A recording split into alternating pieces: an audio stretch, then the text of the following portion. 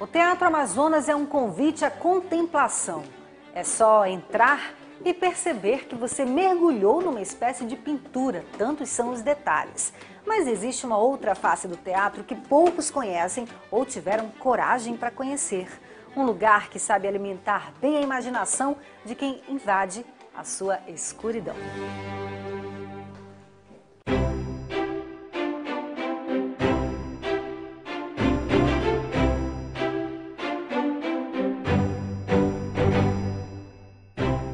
O Teatro Amazonas é, em todos os seus detalhes, uma homenagem à arte.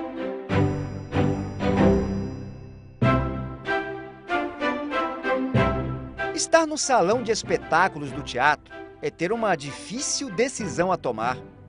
Para onde olhar primeiro?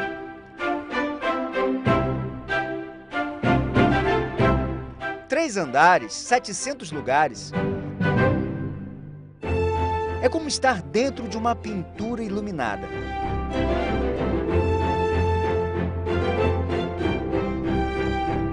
Sobre as colunas, máscaras celebram os nomes dos artistas clássicos.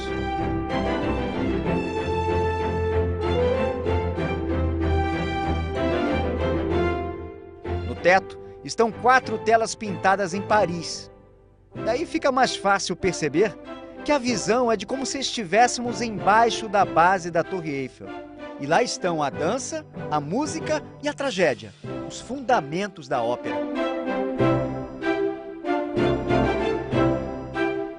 O compositor brasileiro Carlos Gomes tem lugar de destaque.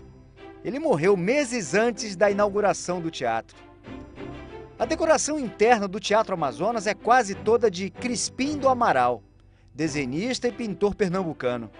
É de Crispim também a pintura do Pano de Boca. Uma peça inteira, sem dobras. No desenho, a transição da monarquia para a república.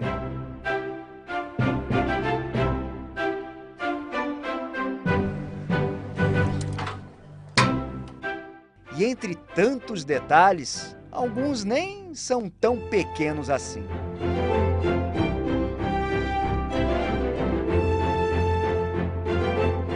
No teto do salão de espetáculos está o lustre, feito em bronze francês e cristal italiano. Tem a idade do teatro.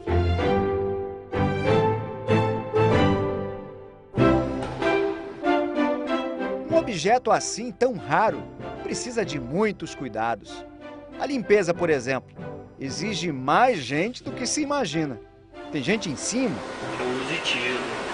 Mãe, Abílio, tá rodando muito. Gente embaixo. Abílio, pode descer mais um pouco. O trabalho acaba virando atração. Mais uma. O lustre tem 60 lâmpadas. A manutenção é feita de 3 em 3 meses, ou quando é necessário fazer alguma troca de lâmpada.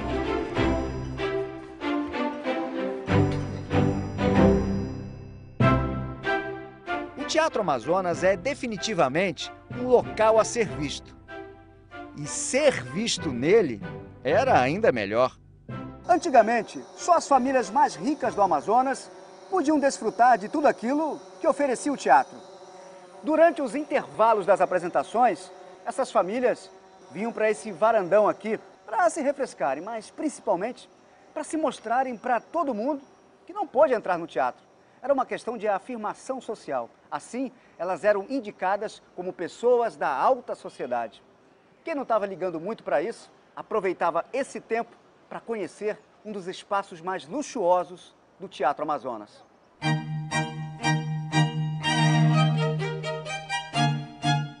Em 1896, o teatro foi inaugurado, mas o Salão Nobre ainda não estava pronto. A mobília só terminou de ser instalada em 1901. Para a decoração do salão, foi contratado o artista italiano Domenico De Angelis. É uma sala diferenciada. Não há um canto, um trecho de parede, nada que não tenha sofrido uma intervenção artística.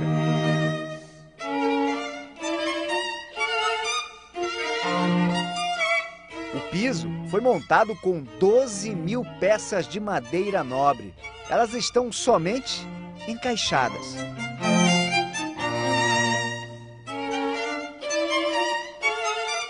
Uma das telas do salão recria uma passagem do romance O Guarani, de José de Alencar.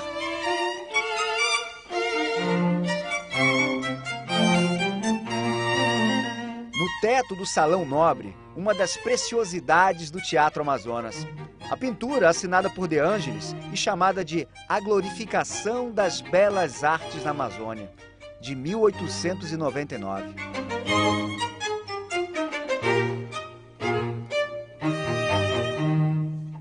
Uma curiosidade é que na pintura foi aplicada uma técnica de perspectiva, a mesma que Da Vinci usou na Mona Lisa.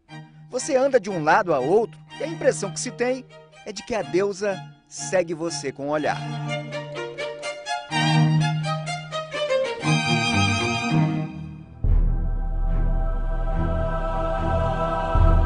Nem tudo no teatro é feito de cores, brilho, luz.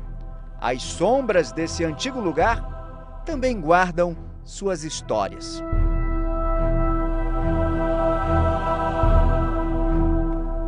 Todo lugar antigo guarda suas memórias. Com o Teatro Amazonas, não é diferente. Não é mesmo? Com certeza não. Afinal, são 120 anos de muitas histórias. E algumas dessas histórias são, ó, de arrepiar. Conta aí. É verdade. Muitas dessas histórias alimentam o imaginário de quem passa por aqui. Quem nunca ouviu falar dos fantasmas do Teatro Amazonas?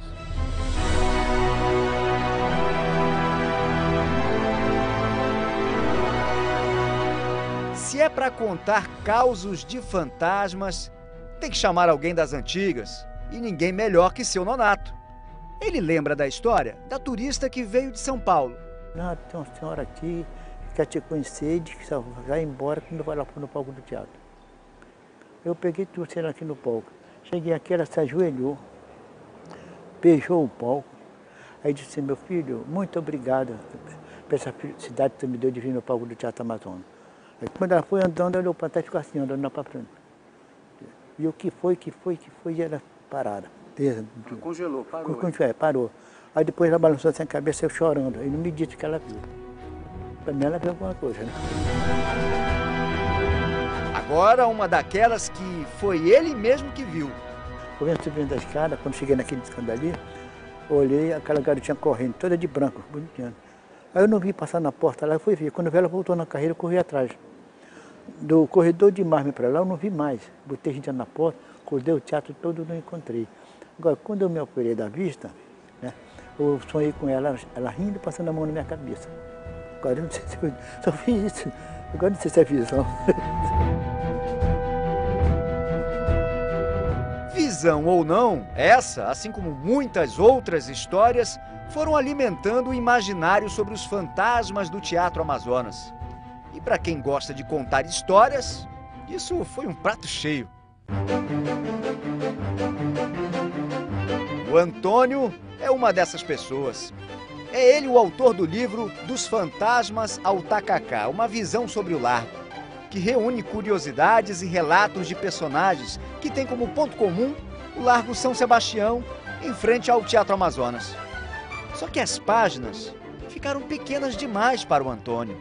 Eu tinha uma ideia assim, eu não tinha aprofundado de fazer um documentário, mas eu nunca tinha imaginado transformar isso em ficção, nunca.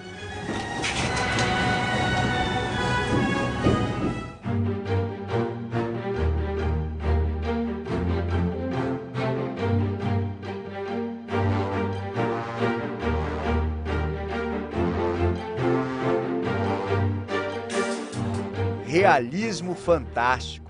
Foi assim que nasceu a websérie Largo São Sebastião. O senhor está aqui desde 1974, Isso. não é isso? Deve ter ouvido muitas histórias de artistas, não? O roteiro do Antônio venceu um edital e recebeu recursos do governo do estado por meio da Secretaria de Cultura. Seja quem for, de onde vier, desculpa, viu? As histórias e os fantasmas do teatro e de todo o seu entorno viraram inspiração para quem gosta de criar. Geralmente a gente bate naquele clichê de o largo e o teatro é o cartão postal da cidade. A gente sempre bate isso com orgulho, né? Mas eu acho que é muito mais do que isso. Realmente a gente vê que é um organismo vivo. E esse organismo faz mais do que encantar com suas histórias. Ele também transforma vidas em espetáculo.